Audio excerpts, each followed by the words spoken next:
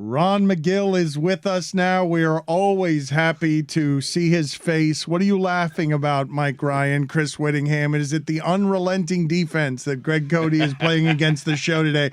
It is. He's Defensive Player of the Year. He's Herb. He's Herb Jones. We owe Herb Jones an apology for disrespecting his defense. Solid player. He's so much better than Marcus Smart. He's better than Bam Adebayo. He's better than Rudy Gobert. He's Max Strus of defense. I love that you took 4 games of Max Strus's defensive sample and extrapolated it over a season and made him better than Gobert. That's right. How you do so it. much better. I was disappointed that you didn't make possessions. him better than Bill Russell.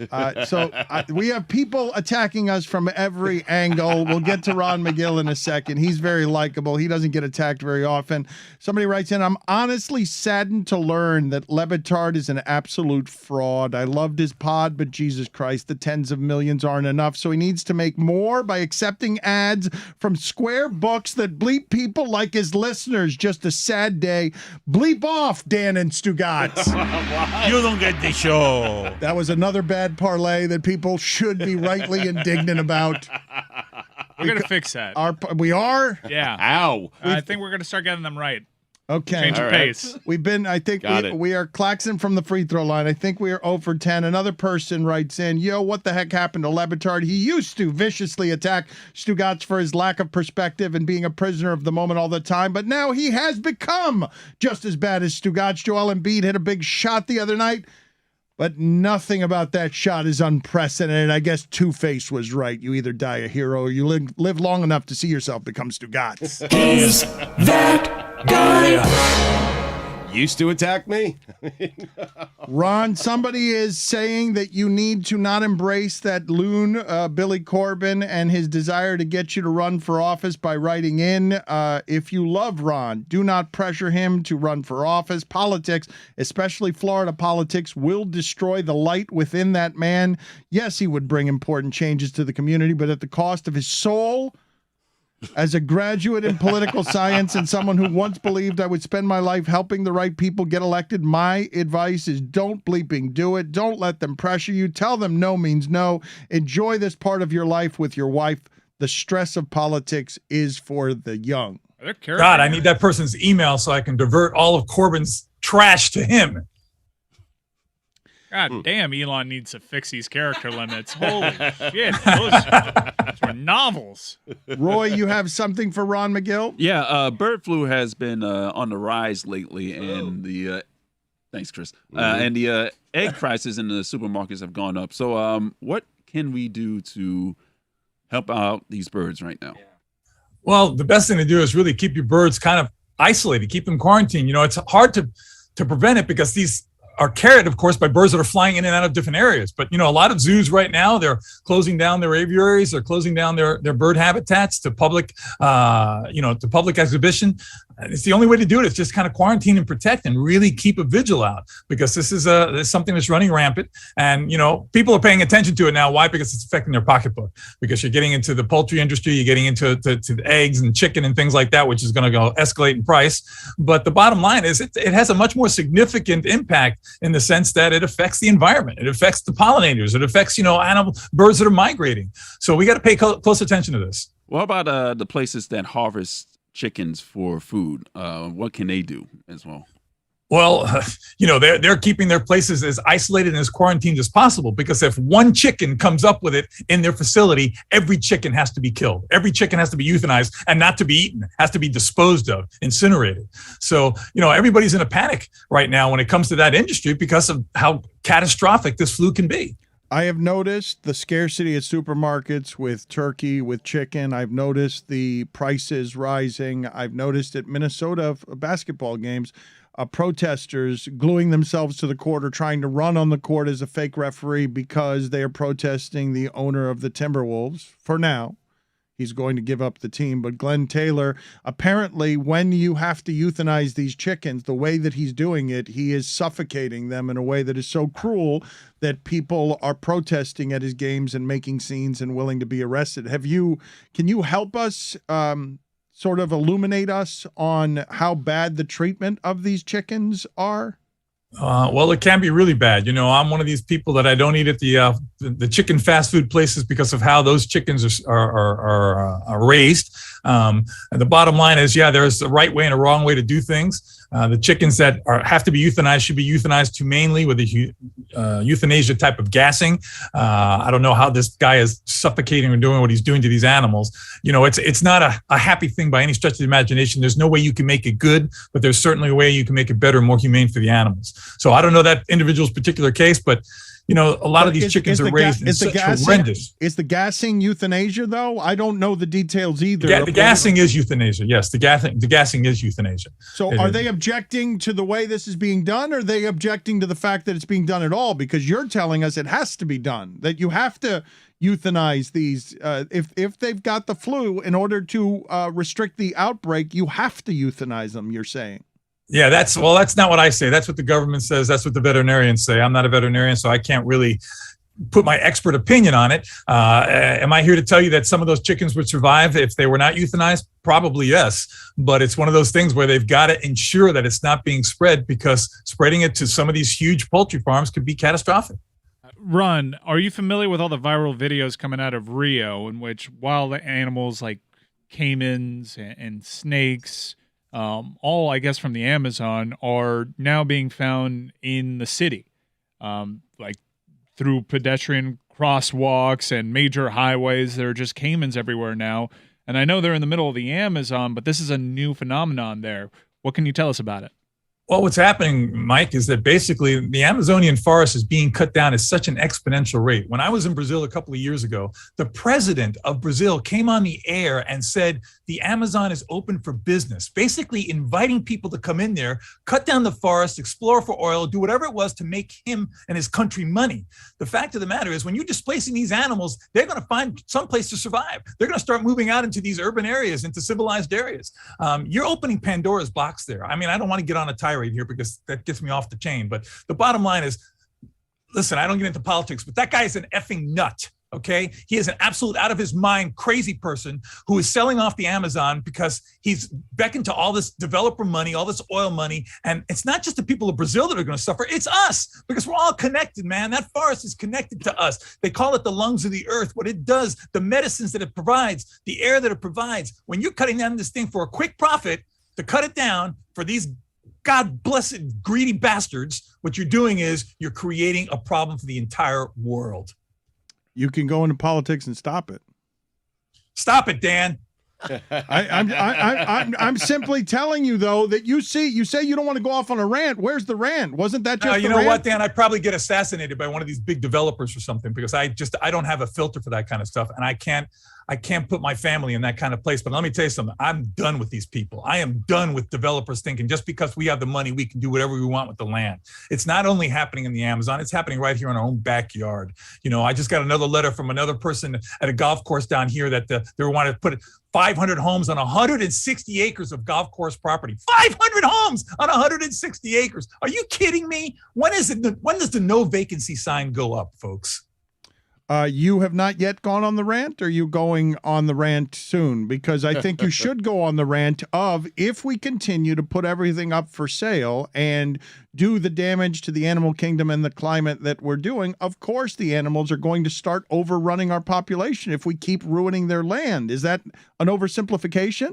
Listen, if you're forced out of your home, what are you going to do? You're going to try to find someplace else to live. You're going to try to make amends somewhere else where you can survive, because at the end of the day, you want to survive. But what we're doing is, like I said, we're opening Pandora's box. When you look at all the things that have happened in our pandemics lately, whether it be COVID, whether it be Ebola, whether it be AIDS, whether it be SARS, those are all animal-borne diseases that were released by us taking those animals out of that area, selling them in markets, selling them for bushmeat, all kinds of stuff like that. This is nature's way of saying, hey, listen, we're not going to lose here. Okay.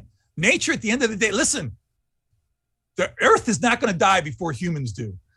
But hopefully we are smart enough to understand and look at all these red flags and say, listen, we got to stop this, guys. We cannot let this continue. We've got to be able to say, look, enough is enough. Start preserving things. We have the ability to save this. We have the ability to build it back. Look what happened during the pandemic, during COVID, when everybody was in their homes. All of a sudden, you started seeing wildlife in places, exploring in places. The air was clearing, the waters were clearing. God bless it. We survive that. We can go. I'm not saying we have to go back to quarantine, but it shows us that we can make a difference if we start making the right decisions. Ron, what's the furthest a bird can fly without landing? Because I was on a cruise last week, and on a sea day where I couldn't see any land in sight, I saw birds flying around the ship. Now, I assume those birds are coming onto the ship at some point, landing, looking for food, and that's how they're resting. But it just got me to thinking, what is the furthest a bird can travel into the sea or the ocean? Thousands of miles. They can fly for thousands of miles without ever landing. That's It's insane. phenomenon. They don't have to It's build up. unbelievable. They don't have to build up that stamina. It's unbelievable when birds get ready to migrate. And there's so many birds migrate. Sometimes they migrate just up and down in altitude, but sometimes they migrate for thousands of miles in a migration. Prior to migration, they build up their internal organs change. Their internal organs suck up so much fat that enables them to do that journey without having to refuel. It's freaking amazing. Guys, if you just listen to animals, if you watch animals, they will amaze you so much. There's that old saying, I know I beat it to the ground, I say it so much. In the end, we protect what we love what we understand, and we understand what we're taught. If we took the time to learn what these animals could teach us, man, we'd make all of our lives so much better. Yes, they fly thousands of miles without ever landing. Think about a human doing that. Just running for thousands of miles without ever stopping. Please. Ron, devastating floods, droughts, wildfires, and habitat loss have caused Australians' beloved koalas to be placed on the endangered list. I wonder what's going to be the correlation of increasingly worse climate change and species extinction in the coming years? It's going to be catastrophic. You know, Greg, I can't even. The UN report just came out 2 or 3 years ago. Says if we continue on this trajectory, in 50 years, 1 million species will become extinct. 1 million species will become extinct in 50 years.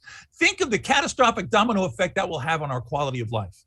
It can do everything from just eliminate medicines that can cure our illnesses. It can eliminate the air that we breathe. I mean, there's so many things that can go wrong with this when you think of 1 million species where all the money in the world is not going to buy it back. So people, wake up, look at the records, look at the increasing, like you say, the increasing storms, the increasing fires, increasing droughts. You know, and it's not just global warming. You got these extreme, global warming, then why is it so damn cold up north right now? Why are we having blizzards in May? You know what? It's not global warming, it's climate extremes, extreme colds, extreme heats, extreme droughts, extreme floods. It's when you get things in extreme that it becomes dangerous. And that's what's happening because of what we're doing in the environment. You did have in Brazil, and there's a new report every day, something catastrophic happening somewhere, but where they got the flooding, Ron, of they got a month's worth of rain in 3 hours. Like there are some sort of climate things happening all over the world that are so extreme that it makes me wonder why we in the media and as human beings, even though we feel helpless, why we're not sounding alarms on this stuff. Are the alarm sounders extremists, and are they just fear-mongering liberals? Like, why aren't more alarms being sounded about the idea of if you change the ecosystem with 1 million extinctions, you're going to end human ability to live on Earth? And you're right, Dan, you're right. But you know what? I think things are starting to happen now. We're starting to see people pay attention. And I don't want to sound patronizing to you especially, because sometimes you really are a pain in my ass. But the bottom line is, I cannot thank you guys. I mean, who would ever think that a sports show would give me the time that you're giving me here to bring this kind of stuff up? So that says a lot about you guys. For all the crap I think about you guys, you know, you guys are all right. Ron, what's with all the flies? I mean, they're everywhere. Seriously. How do we stop them? I mean, just throw out the garbage, Stu. No, but Ron, what's going on? I'm serious. There are more flies down here than I've ever seen. Because there's more garbage. There's more garbage, Stugotz. There's more trash. We are creating so much trash. Look at this. You know, down here in Miami, we have flat land except for what we call Mount Trashmore. Mount Trashmore is the highest elevation we have here in Miami. Why? Because it's trash. It's getting bigger and bigger every day. You go drive by there, you can get within 2 miles of that place, and if the wind's blowing the right way, it'll make you throw up into your mouth, the smell, okay? When are we going to get over this? The methane and stuff that's building up there, the vultures flying over it. It's disgusting. I don't know what else to say, guys. We're constantly using these single-use plastics. We're constantly abusing the use of water. We're constantly throwing fertilizers into stuff because we want to, keep on growing stuff that's only good for us, but not really good for the environment the way we do it. I see you catching the flies there, Cody. I see you doing it. Have you ever done it? Like like you have to do it no look, right? You can't let the fly know you're around, correct? You guys Have you successfully caught many, Chris, Cody? The thing that sucks about catching a fly is when you open your hand to look, it goes away. There you go. There you go. Ron, what's your And I've done that. I've done it where I've caught him and I squeeze real hard. I go, it's got to be dead now. I squeeze it. I'm waiting for it. And then I open up, the thing flies away. It's like laughing it in the sucks. face. It's like, damn it. Then it gets away, you try to catch it again. Ron, what's your strategy on farting in front of your wife? Well, we're married 33 years. There's no filter. Let it fly, baby. There's no That's filter. right. Yeah, Make it you know, sometimes I try to speak. You know, you can make it talk. Yeah. Yeah. Nice. Wow. That's Greg's favorite. Can you give us an It's a Hall example? of Famer. You try and make it talk. You're talking about the musical off-tune bassoon that Greg Cody brought up. Off key. Oh yeah. Oh no, So listen. You're trying to make it sing, not talk. Listen, I'm proud to say that it's still in the, where you can still do the high chump, the higher sounds. Yes. Like an elephant. Yes. Because you get to those guys when you're starting to hear you. Oh, those are bad. I'm like Tiger Those are Woods, I bad. just drained a putt. Ron, before the farting chat, you sounded very exasperated. Is there something in particular that has gotten you going this morning, other than the subjects you've brought up? I love Chris Cody. Hey, what kind of sounds do farts make? As Ron warns of the apocalypse. Hey, we got trash over here. You can't stop the apocalypse. Guys, that's why people love this show. Okay, that's why people love this show. Like I say, everything in moderation, guys. I don't want to be here just doing the thing of doom. I want to talk about, singing farts. I think it's great. Yes. You a Dutch oven guy? I'm not a Dutch oven guy. Oh. Teach his own. Yeah. My wife, though. My wife, she does incredible things in the Dutch oven.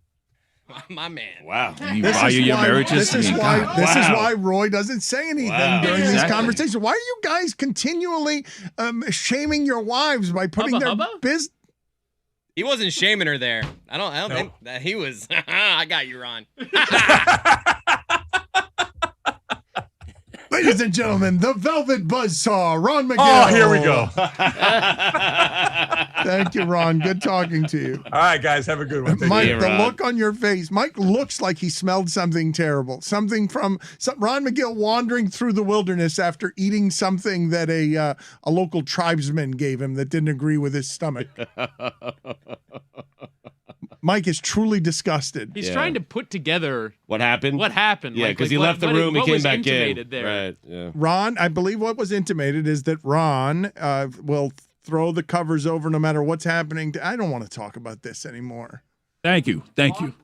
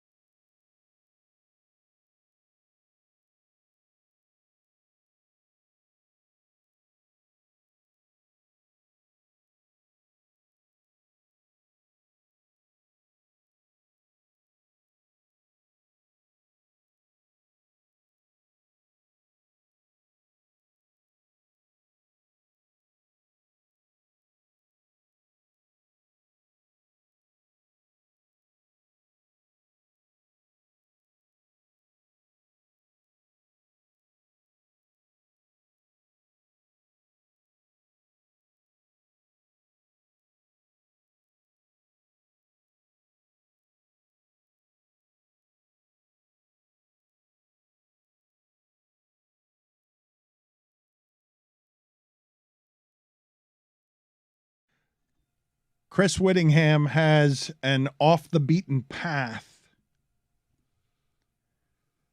theory on what is the best feeling that one can get in pickup sports. The best feeling, if you play pickup sports, intramural sports, he believes there is a feeling that is better than all others. We'll get to that in a second. But Greg Cote and Chris Cote are in on a Tuesday, and Greg Cote has been talking with a bit of sadness about what he is calling the Father-Son Olympics that are being celebrated on the Greg Cote Show, featuring Greg Cote with Greg Cote, also starring Greg Cote. Yeah.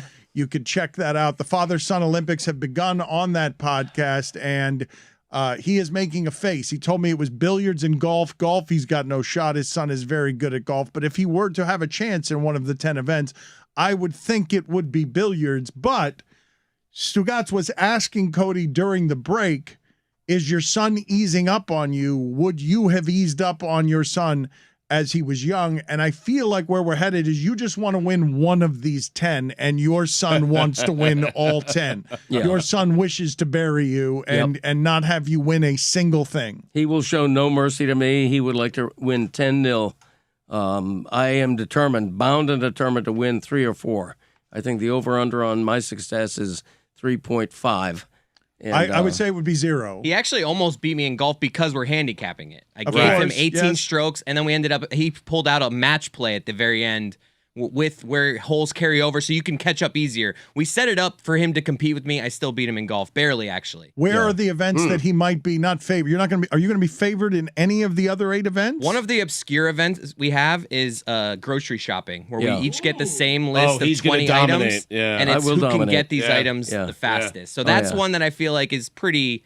You know, I'm going to have more speed than him, but it's all, we're going to each do it. We can't do it at our Publix. Right. People know, your Publix. Exactly. So we're going to go to a random Publix. You have to, yeah. Because if there's advantages, if we do it at my Publix, I'm going to destroy him. Because everyone knows their Publix. I am so jealous. Whittingham loves that. I am jealous in general that you guys do this. It seems like a blast. Like, I want to do it with my dad. Yeah, it's fun. Why are the Publixes different? Like, there are laid out. Like, some it's like dairies in the front right, some it's in the back left. Like, I don't understand. You should make it harder by making it like a Whole Foods or a Winn-Dixie, something that you have no familiarity with. That could work. Where anything is. What are some of the other contests that your father might win? Because your father, where are you confident, Greg? You're confident on groceries? I think I'm the betting favorite in ping pong. That's debatable. No, I mean, I'm good with the small paddle, man.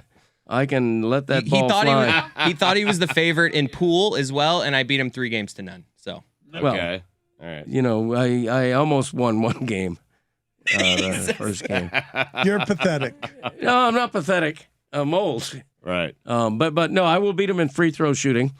How many free throws? 50, best of 50. And we're doing 10 30-yard field goals. I have a chance to marshal everything I know and beat him there. Again with this? Let's go 5 years ago we did this and you kicked one. One extra point. Well, Mike Ryan, anytime we talk about Greg Cote hitting field goals, I want to play the field goals song. I know that it makes you shake your head every time. You don't want to do it? Okay, we don't need to do it. We can't do it. We're live on YouTube right now. You're done with the Greg Cote song. Okay, we can't do it live on YouTube. I don't want to get sued by Lord. We were gonna do a foot race. We were gonna do a foot race, but I figured with his coughing, you know what? We're gonna put that one on the back burner. So we're gonna play chess. We're both like we know the rules. Safer. Yeah. We both know the rules, but that's about the extent of our chess. I'm a checkers man. Chess does seem safer than your father trying to beat out an infield single. Yes. You know what? I'm fleet of foot. Oh, here we go. I'm Van Fleet of foot. I run barefoot.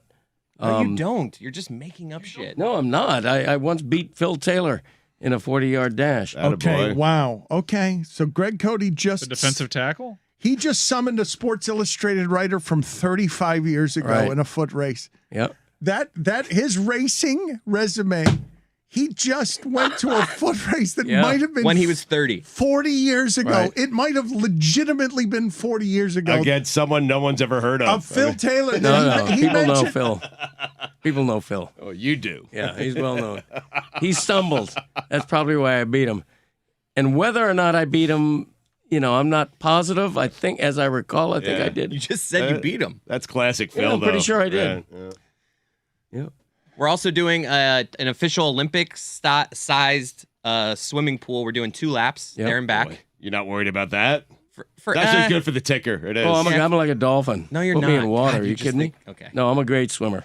I can't Always have believe been. the level of delusion. It's him and Stugotz are the same. flabbergasting. Him and Stugotz are the Spider-Man meme. They both think they're greater than everyone at everything, and then they go 0-10. It's a fact Well, thank you. What's a fact? that I have kicked a 50-yard field goal. Here we go. When you were 20. You beat Phil Around Taylor in that. a race Yeah. 40 years ago. Yeah. That means nothing racing your son today. We would all be afraid you would break a hip. Have you seen racing. yourself? I have.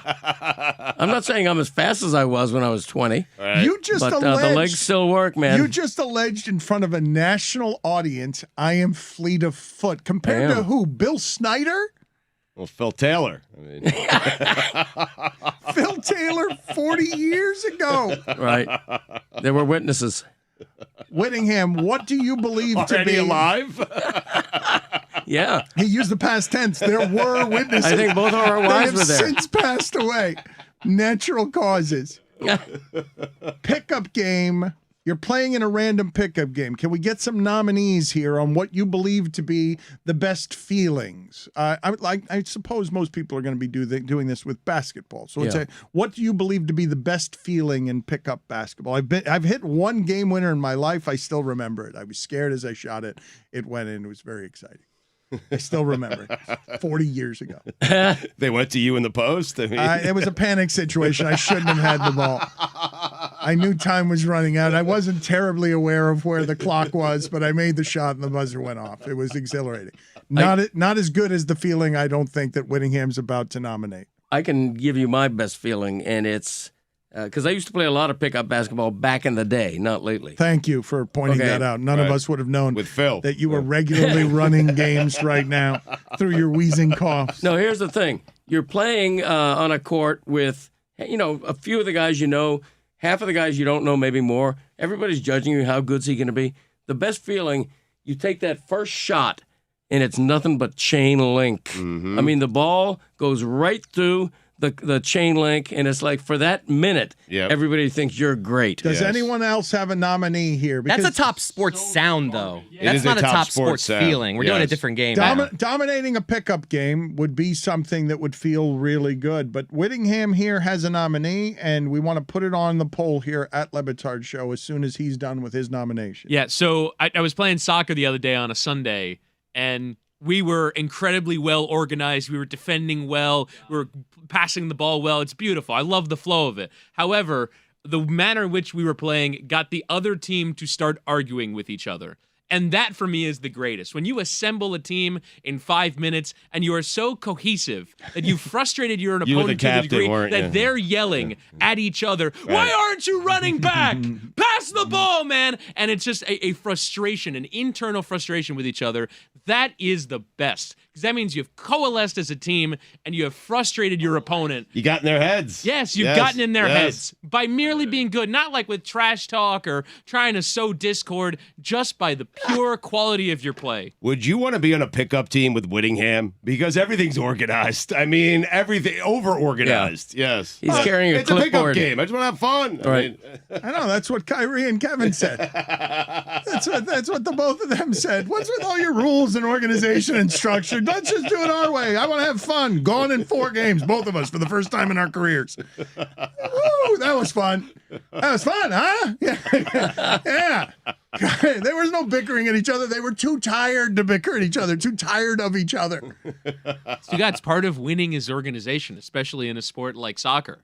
I get it. I get You it. got to hold your defensive line. You got to, Right. account for everyone who's cheating by cherry picking. Right, but I'm showing up for a pickup game. Like I don't want someone telling me where I need to stand, what position I need to play. I don't want to be organized. Play somewhere else. Okay. What position do you play, Woody? I'm usually a center back. Of course you are. I'm organizing the back line. Right. Yeah, you are. Why, Yeah. of course? What does that mean? The organizer. You didn't have me Yeah. as a mercurial Right in the number middle 10 of things. creating Yeah. chances? Franz Beckenbauer over here. Rocket-footed right wing. In the middle of everything. Just speed demon Blazing past defenders clomping for down the pace. right sideline, just unable to anyone to keep up with him. Heels on the chalk of the touchline. Winning aerial battles. That's not really his game. No. He's good at pointing at other people, telling them where to be. Right. The best feeling I have something that competes with Whitty's nomination. The best feeling in an intramural or any kind of weeknight sporting event is when the official makes a terrible call towards the other team. So bad that your side knows it's a terrible call, but you're just you get that satisfaction. Like in baseball, like in softball, if the guy was clearly out, but they call him safe and it's good for your team, you're just I that feel feeling. like Whittingham in those situations might make the correction. Yeah. Might tell the referee. why he'd never be on my team. Oh, he was out. Went off me, coach. Yep. In the spirit of honesty. It's like that Foundation for a Better Life commercial with the dude that looks like Chris Paul. It's all on me, coach. Yeah, Steve Martin also. Just like that.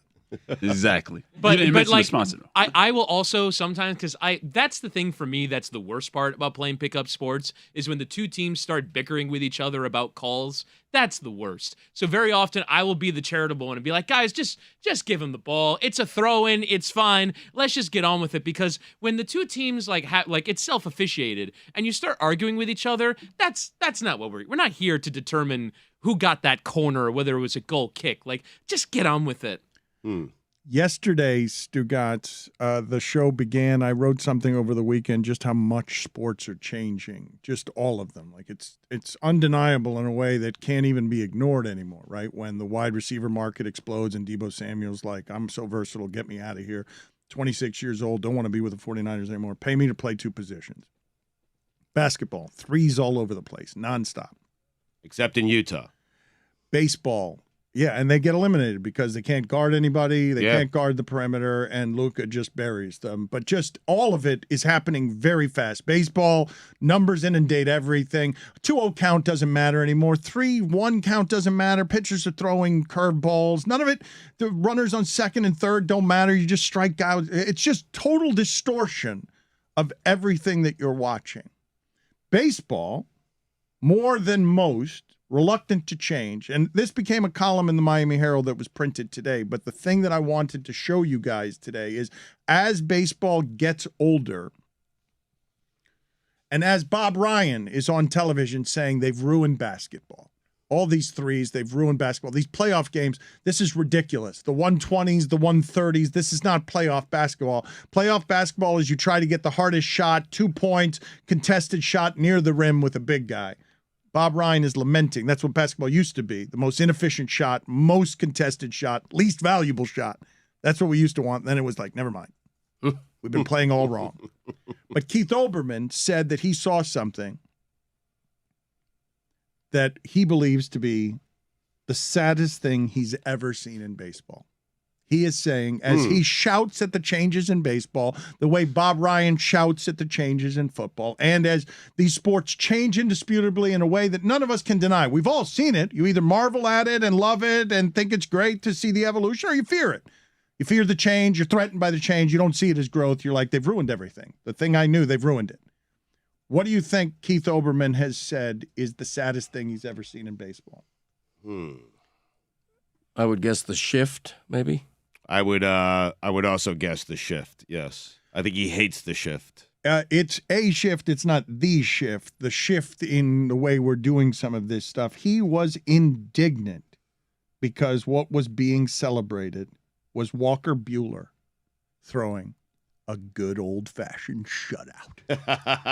3 hits, 10 strikeouts. Finished a game. Complete game? Complete game. Whoa. A CG? Shutout. That's what we're celebrating. That he won 9. Yes. That has to be the only one this season, right? The Mets have a couple of pitchers willing to go 7, and I'm excited about that. You're excited Yes. because they've got a couple who can go 7. You said in here, you walked in today, you think you might have 3 who could go 7. The Mets won the most ridiculous comeback you'll ever see last night. That was great. Down 2-0 in the 9th. They scored 2 runs on an infield single. They scored another run on an infield single, and then they hit a home run in the 9th inning, all with 2 outs in the 9th. Walker Buehler threw a good old-fashioned shutout, and Keith Olbermann is indignant, saying, really? It's Don Drysdale now? Worst team in the league, you shut him out? We want to send your cleats to Hall of Fame? Because it's just a complete game. But it is. It's like seeing a dinosaur on the field. It's like, what do you mean a guy went 9 innings? I'm upset I missed it. I mean, boys and girls, Olbermann knows what I know. When I fell in love with baseball in the late 60s, oh, dear the God. complete game, you know what the league leading complete game total was? Like 27. Guys had 30 complete. Gaylord Perry Yep. had like 27 complete games out of 32 starts. He would dare you to take him out. Oh, yeah. It was great. It was dumb. Loved it. Tired Gaylord Perry trying to go through the order for the 4th time with the Loving Vaseline, using just the Vaseline on his cap, Damn and right. his 39-year-old slop throwing arm Damn right. wrecked by the 140 pitches because managers like Dusty Baker didn't know how to use arms. What are you longing for? I love the CG, man.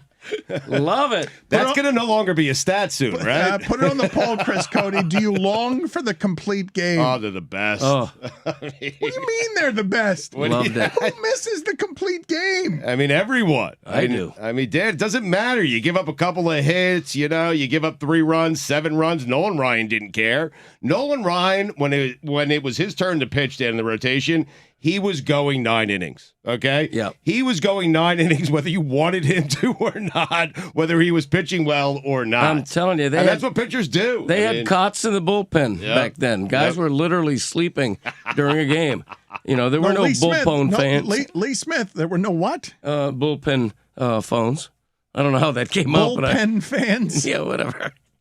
The 1968 season was led in complete games by Juan Marichal, who Oh threw my God. 30 of them. They ruined 30. his arm. Wow. No, but it was ridiculous. You Yeah. can't do Go that. Threw Juan. 325 innings that I know, season. but it's just stupid. Well, what did he do the next season, though? No, he did it a couple of different seasons, but then his arm just fell off. There's a one-armed man walking through retirement. We say that Clayton Kershaw, we get mad when he gets taken out, 7 innings, perfect game, 80 pitches, but the Mets ruined Johan Santana by making him throw 140 pitches and some no-hitter. Was never the same. He was never the same after that. He was like a golden giant left-handed arm that they're like, we got to get this no-hitter. Let's ruin our most valuable investment. Bring back the heavy inning total. The great Cy Young used to routinely throw 350, 380 innings in a season. It was great. He was facing plumbers. They'd start 2 or 3 games in a row when men were men. Mike, you're stifling a yawn as Greg Cody talks about 1960s baseball and when men were men. I mean, Denny McLean once had 29 complete games in a season. That's right. The part that I want to point out, this is the part. How dumb is it that we've been playing what we think we know about sports all wrong and stupidly for however many years, none more so than in baseball, where they all figured out at the same time, all of them, hey, there's money here on home runs, and we got to fight to have efficiencies under the salary cap. In baseball, football, and basketball, things are changing so fast, the money so fast, the athletes wanting the money so fast, the things that have value and the measurements on value change so fast that the sports get totally distorted, and Bob Ryan's on television and Keith Olbermann's out here saying you've ruined everything because you've just distorted it so much that I don't want to celebrate Walker Buehler for a complete game. I used to see those all the time. But this is what happens when Wall Street overruns your sports. Like this is the smart guys in coaching and football, young guys. Bleep it. I'm not punting anymore on 4th and short. What are you doing? My running game is not. I don't even need a running back anymore. Never mind. I'll get Deebo Samuel. I don't need a running back. Those improvements are making the sport better. The NBA is a point of contention because there's a lot of people that have merit-based arguments that it was better in the 90s, and all these threes are bad for the game. I happen to like when a game is uninterrupted, the flow of people with pinpoint accuracy bombing away from near half court. I think that's a tremendous accomplishment and an evolution of the game that's positive. But in baseball, they've evolved backwards. We're going backward in time and making it less appealing. And now the only people that I know that like baseball really have a deep passion for the sport. It's not grabbing neutrals. It's not getting casuals. You're watching in baseball a skill level so extraordinary that if you love baseball, you can't believe what you're watching. These people. But to me, watching on TV, Dan, someone throwing 100 miles per hour and throwing 96, I can't tell the difference. I see it on the radar gun, and I'm sure in the batter's box it looks and feels a hell of a lot different. But I can't marvel at that the way that I can marvel at someone making corner threes consistently But do you or find, bombing away from half court. Do you find interesting, though, when he longs for Gaylord Perry and the idea of a pitcher who is conserving himself through the early innings so that he can summon something that resembles 94 miles an hour in the seventh? If you just eliminate it and say, hey, blow out your arm, here's Tommy John, with David Sampson, that lunatic, saying that they should Frankenstein Tommy John the players before they're unhealthy just to make their arms stronger so they can come in for 4 innings and just blow out their arms. Just throw as hard as you can for 4 innings, throw 99 miles an hour, and then we'll get another guy to come in here and throw the 5th and the 6th for you, and he's going to throw 99 miles an hour. But what happened to the complete game where, yes, perhaps you lose some of your speed, your velocity in the 7th inning, and then you're left in there because Ferguson Jenkins needs to figure it out? I mean, what's wrong with that? So he has to change. So he starts throwing some junk balls, some curve balls, some off-speed stuff just so we can get to the finish line. And then you save your bullpen. You say this, Stugotz, but what's happening in the front office is they're doing the simple quantification of 100% of reliever is better than 84% of my ace. And they're not wrong. They're not wrong about that 100% of my guy coming in out of the bullpen rested throwing 100 miles an hour is fresher than my same guy facing the lineup for the 3rd time, tired now because the first few innings were hard and he threw 30 pitches in the second. When I say I miss the complete game, what I really mean is I hate what baseball has become and why the pace of play is terrible and why games last 3 hours and 20 minutes. Because in an average baseball game now, there's 8 or 9 pitchers used. It's a constant parade. You're seeing guys pitch 2/3 of an inning. Even the relievers don't go 3 innings anymore. It's too much. It may be great analytically. It may be great for the teams, but it's not great for the sport. If you listen to the most recent South Beach session with John Skipper and David Sampson, John Skipper talking about how precious baseball is, about not wanting to change its history, its rules, how stubborn it is about change, and David Sampson going through the reams of research done on just this, just what I'm about to tell you, the intentional walk. Let's stop throwing the 4 balls. Let's just allow the guy to get to first base. The amount of time spent with baseball making that change because the sport is so stubborn and arrogant and reluctant about change and keeps talking about it. History is the thing that matters. To its old fans, it does. Mm-hmm. History. Got to protect tradition. They are most reluctant to change, and the problem is you don't treat it like a business for your customers then, because basketball and football change the rules to make it, Tom Brady's not going to get hurt anymore. We're not doing that anymore. We're going to change the rules, and the quarterback's going to fundamentally play a different game because we cannot have Brock Osweiler out here in Game 9 for 19 of our teams. Don't you miss the pitching duel, though? I mean, don't you miss some of that? Like some of that stuff? I watch sports. David Cone versus Pedro Martinez. I'm not longing for a dumber time. I don't find myself longing for a dumber time where I'm using a pitcher for 120 pitches and then yelling about why did Grady Little leave Pedro Martinez in for an extra batter. But that used to be part of the sell and the charm of baseball was the pitcher's duel. I'm serious, Dan. Right. And it no longer exists like you used to have Maddox versus Frank Viola. But Stugotz, you say the charm, and what I'm telling you is the charm is all a calculator now. It's got the charm of a calculator. Right. It's all calculations. Now, of course, the numbers and the smart and the inefficiencies are going to come to sport. When there's this much money, how could we have been doing it so dumb for so long? It's all the wrong way to play. Let's go get the contested 2 from the big guy instead of the more valuable shot from a distance. Let's get better at the shot from a distance. They were telling their player, they were telling Jamal Crawford, don't do that. It's dumb. You'll get yanked on the second 3. While he's coming down the court and getting you the shot that has an absurd value compared to the other one. It's worth more. And they were playing, think about how dumb sports were before the last 5 or 10 years and how much they fought the change when Moneyball came a-calling to baseball. And it's still, last week, you're still saying, what'd you win with Hudson? What'd you win, Billy Bean? As you've seen all of your sports changed by that revolution. But what you're saying is, as a consumer, you're perfectly fine with 8 pitching changes in a 3-hour and 20-minute game. I want them to speed up the game. I'm fine with a business protecting its value. They are trying to maximize the winning. They're trying to win for you. They're not trying to make it less entertaining. No, but win my way. Okay, well, okay. How about trying to survive as a sport? You say win my way, and Kyrie and KD say win my way. And that's where the fight is. Everybody wants what they want. We have a passive-aggressive Kevin Durant update. He has gone to his Instagram and put up a couple passive-aggressive IG stories of Charles Barkley in a Rockets uniform, Dan. And then he poses a question, where would Charles be without the big homies, putting up a still of Charles with the Sixers?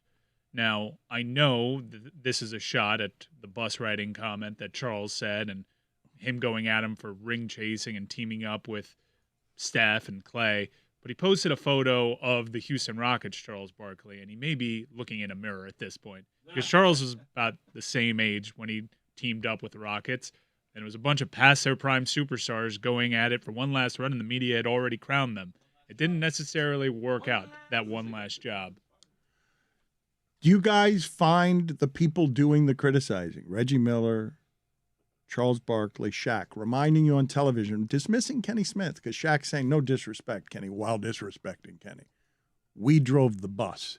Dismissing Kevin Durant like that? Look, I love Charles Barkley as a person and a player, but Charles Barkley, I'm not sure was a player. Kevin Durant was. He certainly wasn't the scorer. So he can go after him all he wants, but Charles Barkley is doing some revisionist history on what his career was. He chased rings at the end and did not get them. Yeah, but Kevin didn't wait till the end to start chasing rings. I mean, He did it 5 years ago. Yeah, but in his prime, he did it. Because facetious to say that he was riding the bus with Steph Curry when the MVP of those finals was Kevin Durant. No, but guys, the overall point, the point I've been trying to make is that team, you guys would tell me, Mike, Dan, you guys would tell me that that's the best NBA team you've ever seen before they got Kevin Durant. And then he joined that team. Yeah. Right. And they were really good, too. That's chasing rings in your prime. I mean, that's what he's did. But he was the best player on the team when they were chasing rings. What is Stugotz? Aren't we all chasing rings? But in all honesty, Stugotz, what does Barkley by himself criticizing others when he hasn't won the ring either? And it's the thing you use to hammer him with. Like, anyone wants to criticize Charles Barkley. What an amazing career. The only thing you can hit him with is he didn't win a ring. He tried to win a ring. He tried to chase a ring. He did not get a ring. Kevin Durant went and did it the cheap, easy way that got him ripped, but he was in his prime. That's a big difference. I know, but Dan. Stugotz, you're not going to give Lillard any credit when he leaves. You're not going to give Lillard any credit. Like, you don't give Derrick Rose any. We will change always the criticism on this. Look, we're going to do it right now. Watch how much Kyrie's legacy takes a hit in just these days. Wow. You needed LeBron to win it, didn't you? What have you done without LeBron, Kyrie? Oh, hit the biggest shot we've ever seen? Yeah, but what have you done in this last series we saw where we're cruel and we are all Stephen A. Smith waiting to pounce on your neck the moment that you fail, the way you did it? But I think the difference is with Barkley and Durant, Barkley was a great player. He was not Kevin Durant. So I'm saying that on the front end. Barkley didn't win, and a whole bunch of guys did not win because Michael Jordan was busy winning all the championships when they were playing. Kevin Durant's supposed to be Michael Jordan. That's what he's supposed to be. Stugotz, you won't allow anybody to be Michael Jordan. You'll never allow it. But Kevin Durant is supposed to be one of those guys who's a Kobe, who's a Michael, who's a Magic. He's one of those rare talents. We've never seen someone like him in the NBA. He doesn't need to go to the best team in the league. This is why it's hard, Stugotz. Jokic might not win. Luka might not win. Ja might not win. Like, they're really good players. They're players unlike any you've seen. There are a lot of other ones in their way. There's not one. It's not Michael. There are 10 of them. Giannis won one. Giannis got it. Otherwise, if foot goes differently, you're yelling about Giannis this season. You've ignored Giannis. You've moved on to where are the guys I can attack? Where Carmelo used to be, where are all the other guys? Because the critic always gets to be right on the math. 9 of these dudes are going to lose this year. 9 of them. Mm-hmm. 1 of them or 2 of them are going to win. 9 of them. You're going to always win, Stugotz. Chris Paul's not going to get there. He's not going to get there. You're going to always win because you're always on his neck. Doesn't mean he's not great, but not great enough for you. Why? Because Chris Paul, you got to beat Michael. Yeah, he's not even playing anymore. You got to beat Michael. It's not about being great enough for me. It's about other people telling me how great he is, and he's not. That's all I'm saying. How about Chris Paul started beating Herb Jones? Exactly. Thank you, Mike. You're coming around. But you're also, like, you talked yesterday about the general unhappiness in the NBA.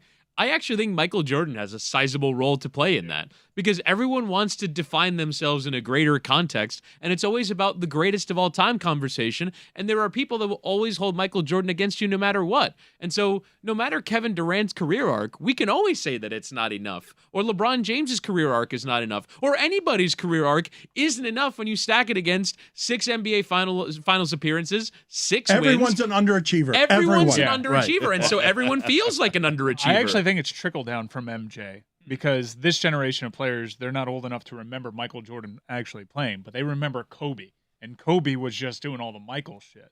What? And Kobe made it known that you have to be a miserable prick to be good. People our age can still remember what Michael Jordan was because the commercials make it seem like he's a deity who never failed, who never did anything wrong. Daytime programming makes you feel that way. He failed plenty.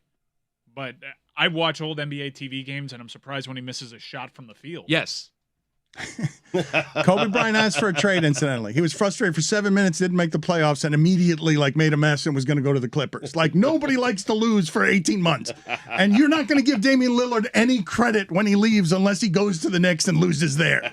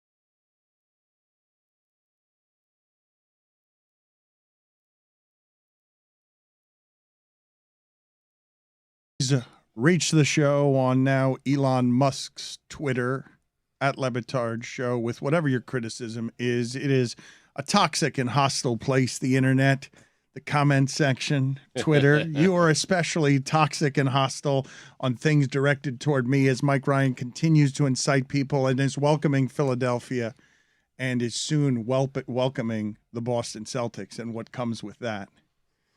And a I would tweeter. love to welcome Philadelphia. They're not doing their job. Right. I may have to call in Border Patrol and welcome in the Toronto Raptors. Ooh, in-state rivalry.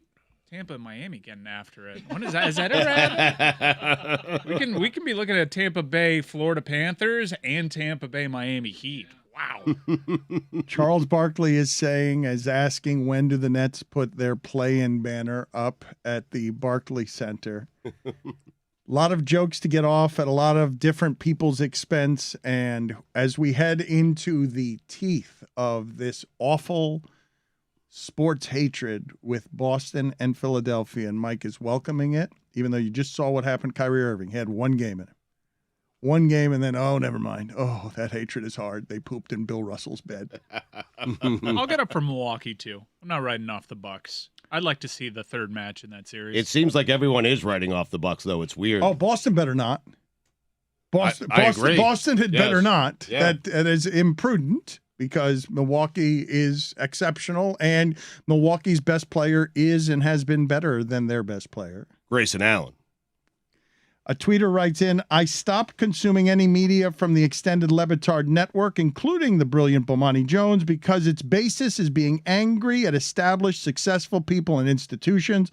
Perfect example, Dan hates the Celtics and their fans because they are NBA royalty. Sad. He's that guy.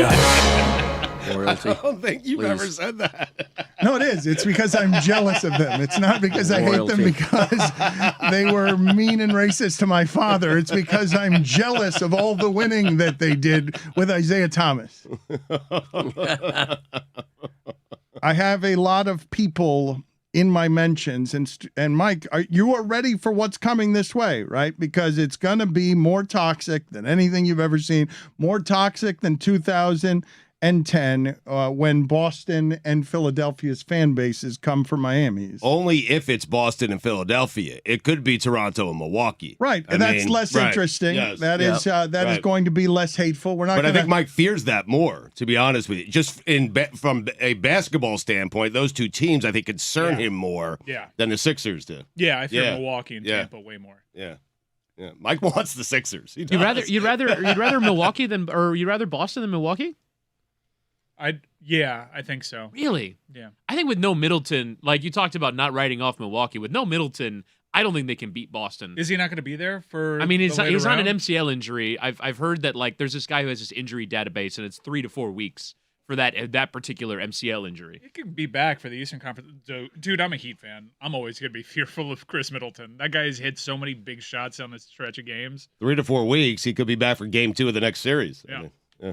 You say that, but I look at everything that happened last year, and I'm like, I'm pretty sure Giannis ruined his career and wrecked his knee during the finals, and will never play again. That's wild that he survived that, huh? It's like That has not been nearly discussed enough. That everyone thought his career was hanging in the balance. and then he just wins the finals. Yeah, and doing so while going like 45, 15, and 15. Like as good as he's ever played. It was sad Twitter.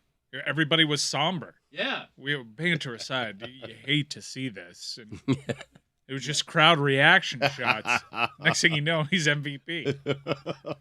We have not talked enough about the upcoming draft. The Blue Man Group, for some reason, is reaching out to Stugotz. Stugotz, have you been telling people that you're going to Vegas, going to the draft? Have you been? Not at all. I told someone who performs in the Blue Man Group is a big fan of the show.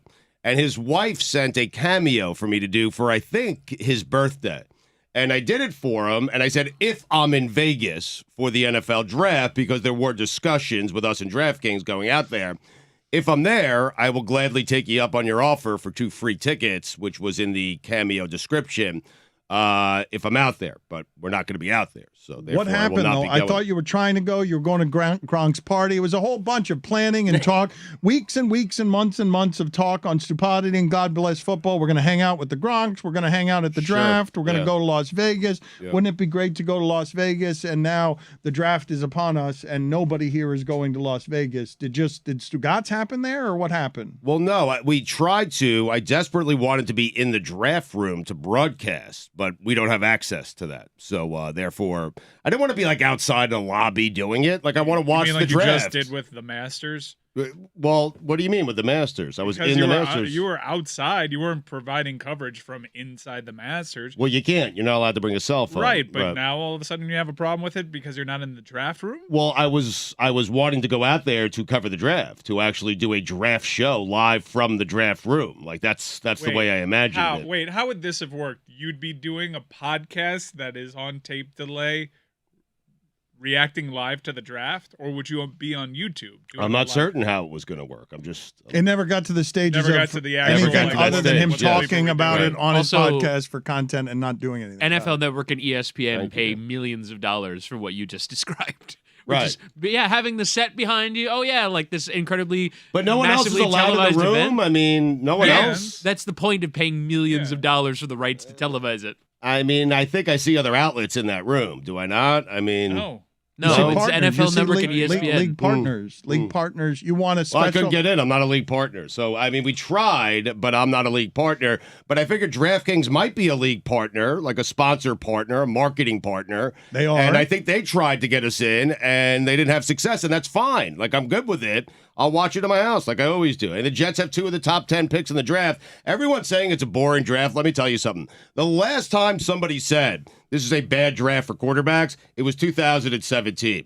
You know who was taken in 2017? Mahomes, Deshaun Watson. Like, no one knows what they're talking about with the NFL draft. Those are 2 of the top 10 quarterbacks in the NFL, and that was the last time there were no quarterbacks available in the draft. Oh, but, for all we know, Malik Willis could be the next, Hall of Famer. We have no idea. Oh, but Stugotz, this isn't about analyzing it correctly, although there are many people who do it well, and I think Whittingham is claiming that the draft expert is the greatest thing that there is for informed media person that you will find in the industry because of the amount of people that they have to keep track of that most people are not keeping track of. And even they, who know more than most, will not be able to tell you Thursday with any sort of definitiveness what we just watched happen. But football does not matter. If you make the transaction and hope such big things, just put a big television football thing on your event calendar, and football's taking over everywhere in this manner. They're going to take over Christmas this way, and this draft has now become a several-day spectacle of football just celebrating that football is football and football is not around in the form you want it, just USFL, but soon football will be here, and let's hope traffic on football, fantasy football, who's good, football's coming, football's here, football's not here, I don't know if football's any better, don't know if my football team is any better, but football is here, football, 4 days of football. I'll be glued to it. I mean, I can't You wait. won't be, though. You'll watch 10 picks and then not pay attention. And then I won't anymore. pay attention anymore. You're right. Yep. Kyle Brandt is announcing the 3rd pick. He's a Fugazi Buffalo Bills person now. He's and they're saying Mr. Entertainment is coming to the 3rd pick of the draft. Look at a 3rd round of the draft. Excuse me, not the 3rd pick. They're trying to make it a made-for-television spectacle, and they have. They have, yes. They have made it. Even though it's been that way for a while drama. now. Yes. Depending But on it the hasn't been storyline. days That and Manziel nighttime. thing was like super riveting. But I like the storylines this year because you have a bunch of wide receivers that might be available, like Deebo Samuel, like DK Metcalf, some of those guys. So you could see some big trades on draft day, Mike. Ooh. Okay, I like trades. All right. I'm not going to watch it this time, but I wish everybody luck. I hope Nakobe Dean goes to a cool spot. I really like him. I just hope all the teams have fun out there and everybody goes to the place that they want. Let's go football. All right. That's what we're rooting for, is it not? Like that is we're going to get all the analysis, and they're going to tell us. I loved Golick on God Bless Football the other day saying that he never wants to see an offensive lineman run a sprint at a draft combine again because of how stupid that is.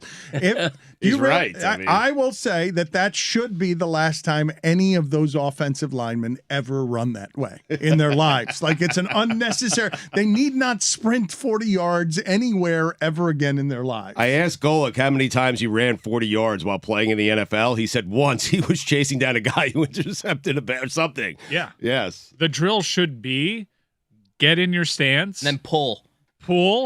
Then, turnover, run back 60 yards as fast Dive as you on a can. ball. To see And if then you dive can, on a ball. See if you can track somebody down. We should be doing chase down drills. There's not going to be a situation where someone is lining up out of a running stance and going 40 yards for an offensive lineman, but you will need to see that speed on a pick six, especially depending on who your quarterback is. Golick told me it was his job to not move, because Reggie White would get mad if he moved because he was getting in Reggie's way.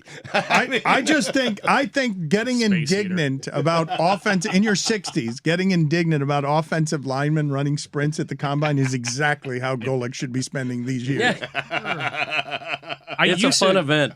I used to get so up for the drafts because as a former Browns fan, it was basically my Super Bowl. This is really the Super Bowl for all the bad teams. This is why this year is going to be different, and get excited because you're going to draft a player that you saw play, that you remember playing, and in all likelihood, you have formed your own opinion because there's a marquee star. But I'm not following the draft this year at all. I haven't seen a single mock draft. I barely know any of the players in it because I don't have a rooting interest. So go football. I just want everybody to be happy. But that's exactly why this draft is terrible. Like, there could be trades surrounding it that make it interesting. Like Stugotz mentioned, all those available receivers, but there is not a quarterback. There is not like skill players. It's like, it's very clearly like, I remember when Justin Blackmon came out of Oklahoma State, it was like, that dude is going to be an unbelievable NFL player. And then he ended up not being. Yeah, it worked out. Look what happened We there. don't know. Chris, that's a good response. Yes, because he looked like DK Metcalf before DK Metcalf, where we were like, well, that can't miss. Look, just look at him. There's no way that cannot be a great receiver in the league. And yeah, remember the sports science they did on him? That he had the catch radius of a 2-car garage? He also had the liver of a sailor, and that's why that didn't work out. Now he's living in a 2-car garage. Laughing at others' misfortune. laughing at alcoholism. Ha, ha, ha. I would have taken him number 1 overall. Yeah, he looked the part. Just looking at him. Yeah. Same with Thibodeau. I would take him number 1 overall. He's going to be really good. Yeah. Yeah. Yeah. You're having him on Stupidity, right? I believe we are this He's week. a really yes. good talker. Yeah. Good get. Honorary Kane, too. The guy's all about Mario. Stu, like you've been Thibodeau's biggest advocate because everyone who comes on your podcast hates him, and yet somehow you're the one guy that's standing behind Thibodeau who's like not crushing the combine right now. Did you see that game where he was standing on the sidelines in street clothes? I mean, tell me that guy's not going to be good. You're going to fall in love with his personality. Am I? Yeah, good talker. You're assuming we're taking him. I am hoping the Jets will trade one of those 2 picks to get Debo Samuel. Oh, I thought That's you were what I'm taking him hoping. on Stupidity. That's what I thought you were asking, Stugotz. I thought you You're were going to say talking no about to Thibodeau? I've seen your guest list. You're not going to say no to anybody. No, I did not say no. I said yes, but I'm not certain. I'm not 100% certain we're getting him. He's a good talker if you get him. Real superstar. You say we're getting him. You see, last night, Bill Simmons said that he felt sheer delight, sweeping Kyrie and Kevin Durant, and Richard Jefferson went after Bill Simmons with the we with like, did you play? You're still doing we on the Jets, Stugotz, when you disavow them and hate them every week. You're still doing we on I deserve to say we, Dan. I've done more for that franchise than most of its players have. Correct. I mean, I'm serious. Yeah. I deserve to say we because I have watched that team, rooted for that team for what the most part has been a really lousy 4 decades. I've had a couple of AFC championship games. I had, 2 with Sanchez. I had a big game against the Dolphins back in the 80s. Shula, he made the field muddy. He cheated, essentially, is what Don did. And so, I've had some moments. But for the most part, Dan, it's been very painful. It's been a lot of disappointment, a lot of letdown. And after 40 years of being let down by this team, the least they could do for me is allow me to call it we. All right? How's that sound? Your allegiance is what I'm questioning. You're we when it's top 2 picks out of the top 10, and you're not we like Fireman Ed when you're resigning from the team because they've created so much discomfort for you that you hate them and you quit. You have not been we. I've been trying to get you on our Sunday YouTube shows to talk about the Jets for 3 years. You're not we then. No, I'm disappointed then. I mean, I'm upset then. I'm mad then. I've lost money probably then. But Dan, I deserve to say we. I mean, they're my team, All right, and I'm their fan. Yeah. And together we have been lousy. The only one. Put it on the poll, Chris Cote. Is Stugotz allowed? Has Stugotz earned the we that he refers to when talking about the Jets? We've got John Taffer here, Stugotz. We've talked to him before. He's got a new book out, The Power of Conflict. It's available on May 3rd. This man is not afraid of conflict. This man makes uncomfortable conflict for television. He'll reinvent your bar. And we've talked to him about this before. And welcome, John. I need to hear the story as I hear that Apple is trying to pay $2.5 billion for the NFL Sunday ticket, of how before you went into the bar renovation industry, you are claiming that you invented the NFL's Sunday ticket. You know, it's funny. I don't say invented, guys. I say created, and you'll hear why. In about 1995, I had a big consulting company, and I owned a bunch of sports bars, and I won Operator of the Year in the sports bar industry.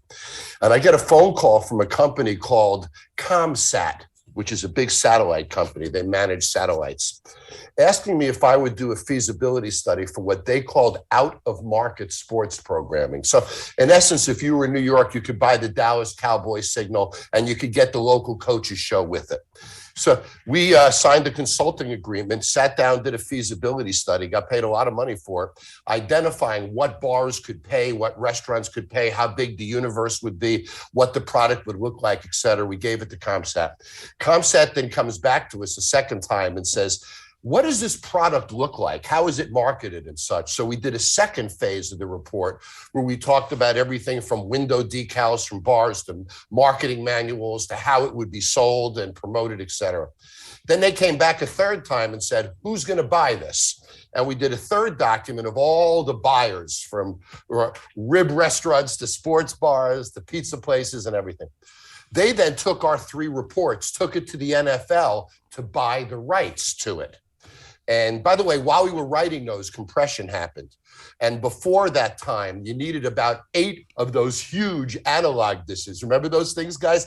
You needed about a quarter acre behind the bar for all the satellite dishes to get a bunch of NFL games. While we were writing a document, something called compression happens, when you could get multiple channels off one transponder. So that now created an environment where we didn't need all those dishes. Well, ComSat brings our work to the NFL to license the signal. The NFL says, this is great. Puts me on the board of NFL Enterprises and rolls it out itself, and it became Sunday Ticket. There you go. What would you do differently knowing what you know now? Is there anything you could have done differently to monetize for yourself more than you monetized for the NFL? Well, you know, it's funny. The NFL never paid me anything. ComSat paid me a real lot of money. Each of those reports were considerable dollars. So I made good money from ComSat.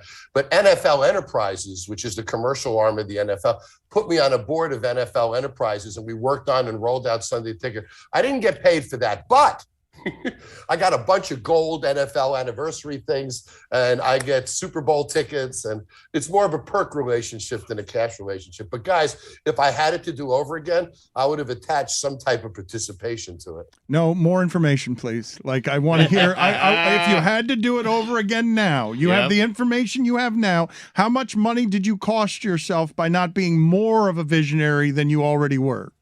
Oh, guys, maybe a couple $100 million. When you look at it, not only the format of Sunday Ticket has been now duplicated by other leagues, and all these years later, it hasn't even really changed. So the model has been really, really successful. I'm proud of it, but you're right, guys. I left a bunch of money on the table. John, what are some of the keys here? Sorry. What are some of the keys to a great sports bar? What are some of the keys to it? Well, you know, this is going to surprise you guys when I say this. A great sports bar only gets about 80 days a year out of sports. That's it. People don't go to a sports bar for every regular season baseball game, every regular season NBA game, every regular season NHL game. So really what happens in sports, you get 80, 90 tops days a year if you're in a big sports market, which means you've got about another 280 days a year you need to fill that bar when you don't have meaningful live sports that draw people into the bar. That's more background sports. So you better have great food, you better have a great bar, you better have a great staff. You see, a sports bar can't be based on sports. It's got to be a great bar that has sports. And that's what a great sports bar is. It's a great bar. What do most bar owners get most wrong at the beginning? Well, I think some of them drink, but if I could pick the big thing that I see, people get into the bar business because they're socially inclined. They love the idea of hosting the party and all that kind of stuff. But the biggest mistake they make is they don't understand the finances of the business. They say, "Oh, cocktail costs $10. The booze is only 50 cents. BS, guys. The booze is about $1 now. The rent, the insurance, the utilities, the payroll. By the time you're done, a bar makes about 15 cents on that cocktail." What are the paths untaken for you that you have some remorse about? Because you could have been successful in a lot of different business-oriented places. Do you have any paths untaken? Oh, that's a great question, guys. No, not really. I'm pretty satisfied these days. I'm at a point where, I'm considering even winding down a little bit. I just bought myself a new boat, and I'm planning on sort of going out to sea a lot more than I used to. I'm really happy, guys. I got to become a leader in my industry long before I was on television. I got to do seminars and educational programs for bar and hospitality people all over the world. I've had great clients over the years, like Ritz-Carlton and Fridays, and great companies that I've worked with over the years that I've learned so much for. And then I wound up with a television show that's been on TV for 12 years, guys. Can you imagine that? I've now done about 235 episodes. That's a lot of food throwing, guys. Yeah, John, I was actually at one of your bar rescue bars in Arizona. Quite an experience, and apparently the guy had been drinking heavily, but that's for another day. You're in the Nightclub Hall of Fame, and congrats for that. Yes, frankly, I didn't know there was a Nightclub Hall of Fame. What's that ceremony like? The induction ceremony? Who else is in? Who else is in the Nightclub Hall Red of velvet Fame? rope. Hugh Hefner's in there. Which Lock, yes. From First the ballot. Playboy Club days and all that. He's and there's a few other. They wouldn't be names that anybody would recognize, but they're industry legends. And there's a convention and a media group called Nightclub and Bar, and their board is what creates the Nightclub Hall of Fame. Unfortunately, it's not like the Rock and Roll Hall of Fame, guys. You're not going to go there and tour it and walk through and have guides and stuff. It's really just a little thing that I get to hang on my wall, but it's picked by my peers. So it means a lot to me. If you've had a past involving steroids, can you still get into the Nightclub Hall of Fame, or do they look down on that? Should steroid-tainted guys That's right. like Bonds and Clemens be allowed into the? Because Pete Rose would be a natural for the Nightclub Hall of Fame. Yes. But he won't get in.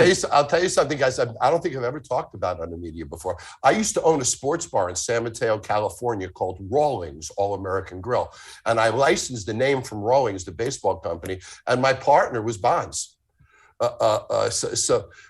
Barry was my partner. He was a great guy when I was in it. This is in the probably about 15 years ago, 18 years ago. The power of conflict. I'm sorry, forgive me. Go ahead.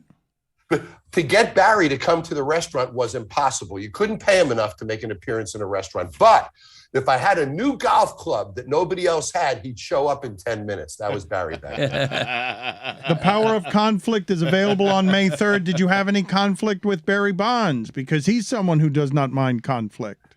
No, I knew Barry and his family. He would sneak in the back door of the restaurant and he would hide in the booth in the back and eat with his family and everything. So, the Barry that I knew was very different than a public persona. I saw him as a dad, a husband, sort of a family guy, and honestly, a bit of a sweetheart.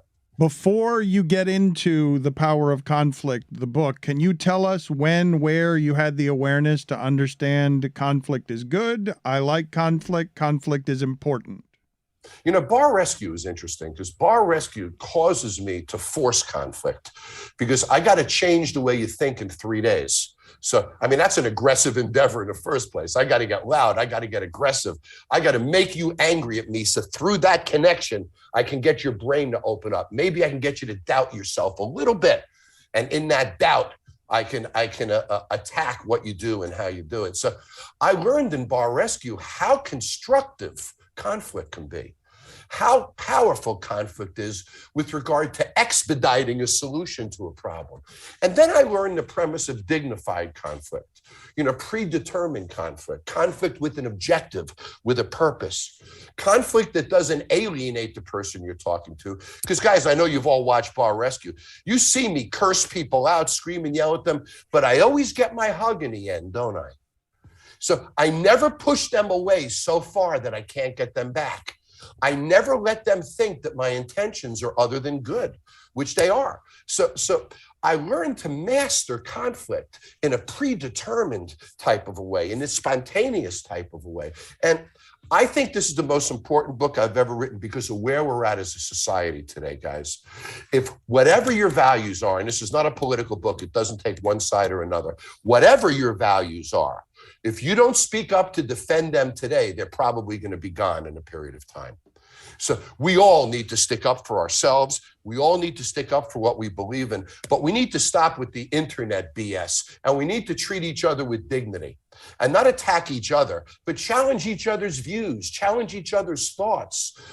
If we do that and engage in what I call dignified, meaningful conflict, our society is a better place for that. So that's why I wrote this book. And what it does is it empowers people, teaches them the skills they need to not fear conflict. At that Thanksgiving dinner with that family member who's a political jerk on the other side of the table, so nobody talks about anything. Maybe that's exactly the guy you should be talking about things with. So this book empowers you to do that. People think of conflict as a negative word. You're just basically saying it's expedited, direct communication with a bad reputation. Oh, well, yeah, correct. If you and I engaged in conflict and I changed your mind, and that change of your mind made your life better, I'm getting a hug for that. I don't see anything bad about positive, meaningful conflict.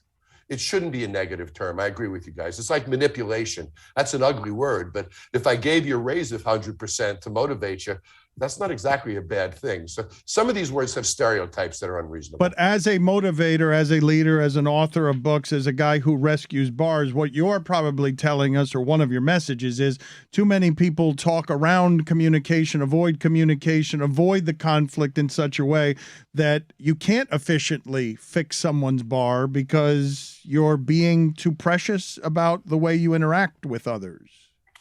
To some degree, yes. Also, I must say that people who don't engage in conflict, those submissive people who are told things they don't believe in themselves all day, there's a physiological effect to that, and it's very unhealthy. It dulls the endorphins in the brain. It affects depression. So people who don't stick up for themselves run the risk of health risks by doing so. Sticking up for yourself and what you believe in is healthy.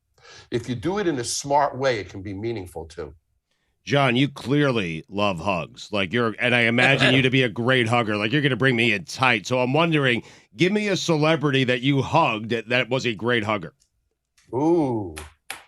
That hugged you back. You do look like a great hugger, a vigorous hugger, yes. A lot of bosom involved. Yep. Yeah. I am a big hugger. Yeah, in Bar Rescue, the microphones are on our chests, so when we hug, nobody hears what's said. The things that are whispered into my ear during those hugs are pretty amazing, guys. Like, you saved my life. I have a new relationship with my wife, my kids. I'm on track. Thank you, John. One person said you're the father I never had. So those hugs are really powerful for us emotionally when we have them.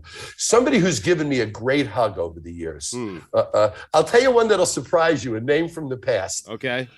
I was at Yankee Stadium a couple years ago. Yeah. And I was there as a guest to the Yankees. I gave a speech to the Yankee organization. And afterwards, I was hanging in the Yankee suite, and one of my favorite all-time Yankees walked in, Mickey Rivers. Wow.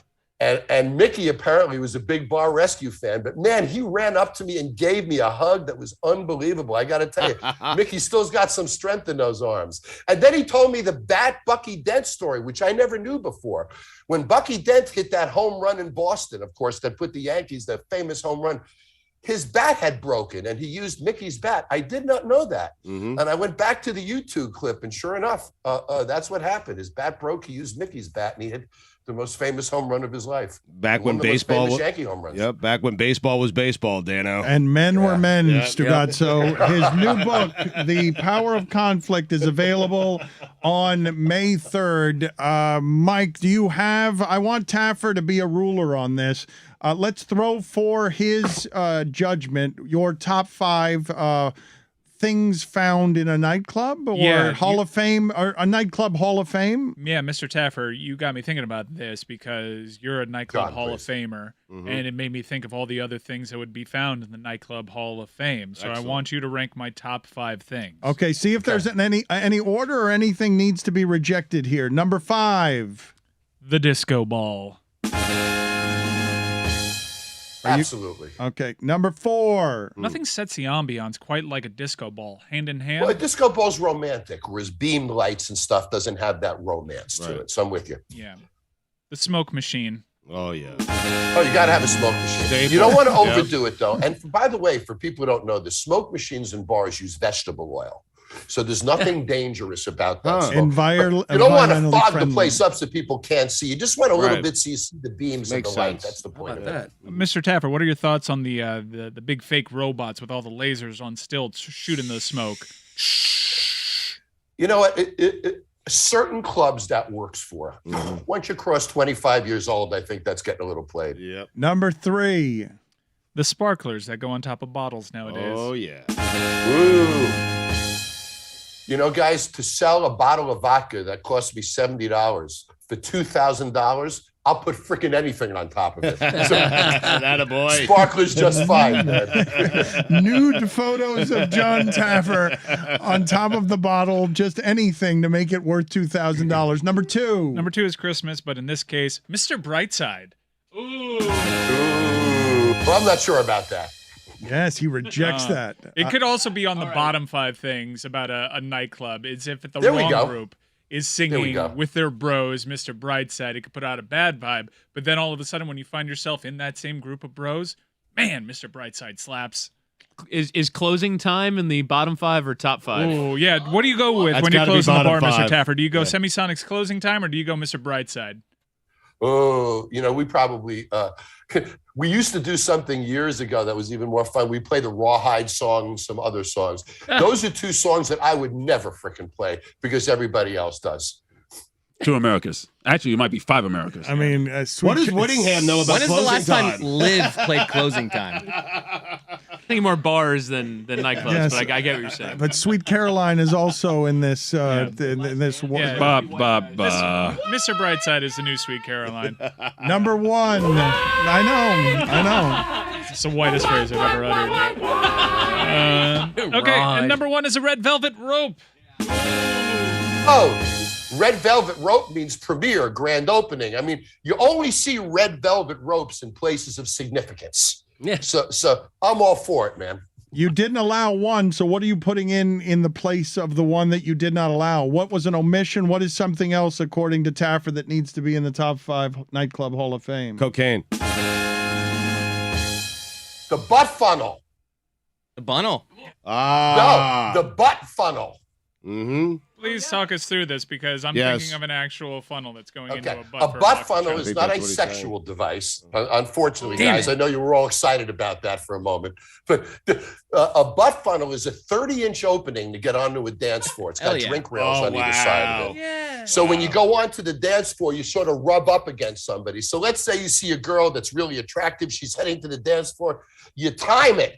So you go through the butt funnel together. Something I invented many years ago. Hall of Famer. Congrats. A Hall of He, Famer, man. he took credit for it on several episodes where you created butt funnels in bars that you rescued, Mr. Taffer. I'm an idiot for omitting that. You're absolutely Put it on the right. poll, please, Chris Cote. Is John Taffer the greatest for inventing the butt funnel? Man, I had a totally different description for a butt funnel. I totally bet you thought it was did. something Yeah, different it was as a well. butt chug. We all did, yeah. John, That's just because of your personal experiences that you guys feel that way. Hey, you still get inebriated that way. It's a what are your- better invention than the Sunday ticket. Yeah, I you gotta don't be have to honest. worry Yeah. about some of the GI problems. What are your feelings on drink tokens? Because you go to these bars with drink tokens, I always feel like I'm getting ripped off. I'm sure you guys love selling drink tokens because oftentimes they're go unused. Yeah, you know, it's funny. We used to play with those, and we would do something called reverse cover. So you'd come to the front door, you'd pay $10 to get in, and I'd give you 2 tokens for 2 cocktails that are supposedly worth $6 each, hence negative cover. You pick up $2 each. It's a great tool for restaurants and bars, to pick up some extra profits, inspire somebody to get another drink, and create a perceived value for the guest. Emphasis on the word perceived. Mr. Taffer, I want to bring you in on a conversation, an important conversation we were having earlier. What is your most ideal place that you would prefer to fart? Ooh. I love doing it in a crowded place. I mean, My man. I want it to be You're a monster. Shut it down. My wife would typically say, that was unbelievable, John, because of the volume of it. Taffer, you're a monster, and I always Taffer. tell her, my one regret is that I wasn't in a crowd of people when I did it. Attaboy. Even your farts need attention, Taffer. You're that much of a. You need both your sounds and the things that come out of your face to get attention. All of it. You monster. Well, guys, let's face it. A great quality fart that's impactful. Mm-hmm. You're right. I've been married. I've been with my wife for 25 years. There are certain farts in our relationship that we still talk about 20 years later. He gets it. He gets it. Yep. He knows it. I simply don't believe that. Dan, you'll get there. I don't. Put it on the poll. You will, Dan. Put it on the poll, Have Chris you farted Cote, in front of your wife please. yet? Yes. You have? Yes. Get out of here. Yes, but there are no farts that I will be talking about in 20 years. You don't know that. No, dude, the Rams Patriots Then Super you need Bowl, to we fart still talk better. about it. That's right. Fart better. Put it on the poll. Does Dan need to fart better? Thank you, John. We appreciate the time. You're an evil monster. The name of the book is The Power of Conflict. I've never heard anyone admit I just needed a crowd of people around my farts. It would have been better if I did not have it alone, if I could just share it with others. You got to appreciate a good fart. You don't really. Thank you, John. I appreciate you for agreeing. I hope that everyone buys your book, The Power of Conflict. Keep farting in crowds. You will find others looking to find conflict with you. Thank you. Good to see you guys. Good to see you, John. Likewise. Like that guy. Yeah, he's great. Icon. Inventor of the butt funnel. Hall of Famer. Damn right. The butt funnel and DirecTV. He's still there. He's still here in the Zoom. We're just going to keep talking about him. But No, he loves to listen to people talk about him. I mean, Is he really gone? Now he's gone. now he's gone. Good, yeah. because he totally ruined Sandbar. I wanted to ask him about that. You I wanted to ask him about that. man. Get him back on. No, Get him he's back gone. on. He's gone. Taffer, He's you with still God there? now. Come back, Taffer. Don't leave meeting, Taffer. The Hot Rock? That is Come on. cowardice. The Hot Cowardice. Rock? He ruined Sandbar and Coconut Grove, and you didn't accuse Go there for him the of white it. trash bash, the penny beer nights, and to get thrown out, and they play closing time when they close. It's a perfect joint. And now it's even better because they just air old Miami Hurricanes football games on all the time. Oh, God. They're in standard def. Oh, love it. I saw a commercial for Sears. Nice. No way. Yes. Yeah. They keep all the original commercials in there too. Love it. So you have like the beginnings of HD television and commercials that try to advertise what that might feel. And Nice. it's literally a family on their couch being teleported into a TV. Whoa! Dinosaurs all around us because this is in high def. A lot of cigarette commercials. No. Chesterfield, Viceroy. No, this was the early 2000s. By then, Truth had already Viceroy. Truth had already ended commercials for cigarettes. Okay. I would also put the cigarette vending machine in my top 10 for nightclub Hall of Fame first ballot entries. We were in Austin, Texas. You took me to a bar. There was a cigarette machine there, and I already had cigarettes on me, but I used the machine anyway because I wanted to desperately buy cigarettes out of a cigarette machine. The guy walked past me. I'm trying forever. I'm sticking every kind of bill in there possible, right? All different combinations. He said, only a 5 and 5 singles will get it done at this cigarette machine. And he was right. And I smoked them all. There is something to be said for the joy. There aren't a lot of things that give you the joy of pulling. The cigarette best. machine that allows you an old 70s pull of a lever that allows. I'm not even a smoker. No idea what you guys are talking about. I'm not even a smoker, and I'm talking about just the pulling of a lever. It's instead of a vending machine, it's sort of it's a primitive vending machine where you're just pulling on a knob and it brings something out for you. Hold on it. Every now and then you would pull the wrong knob, and there was nothing you could do about it. Like you were stuck with the Newports. Well, I wanted to get into this this with Mike because we talk about some of the evolutions, and Mike, and we talked earlier this week about robot umpires while yelling at Angel Hernandez, a blight upon my people.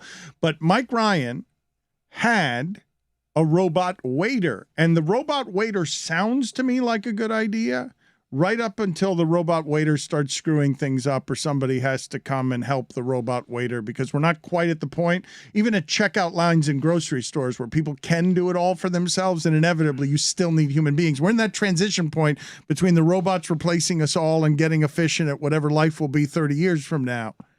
And I just want a normal waiter.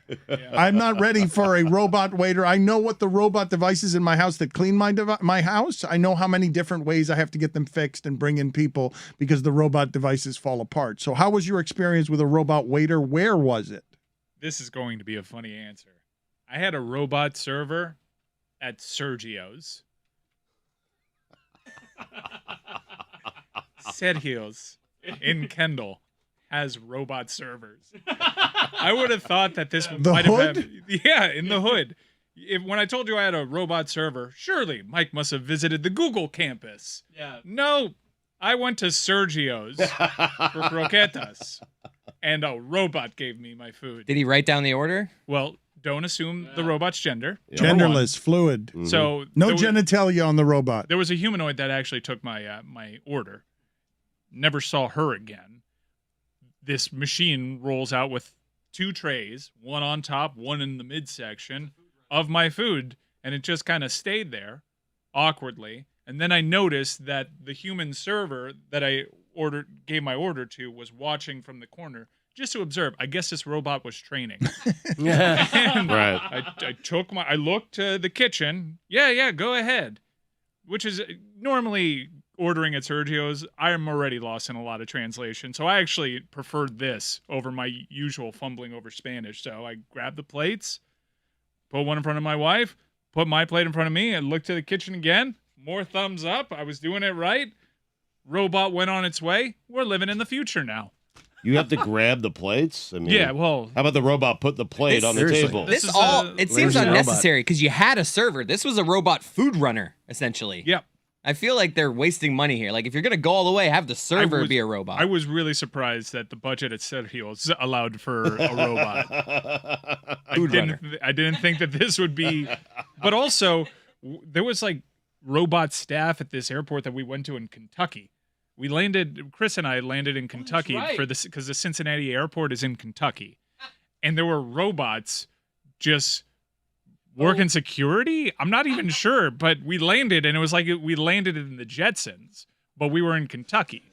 What I love about Sergio's in Kentucky is that you're saying, and welcome to the future, this is what it's like to live in the future, and Stugotz is right there with the entitlement of do it better, robot waiter.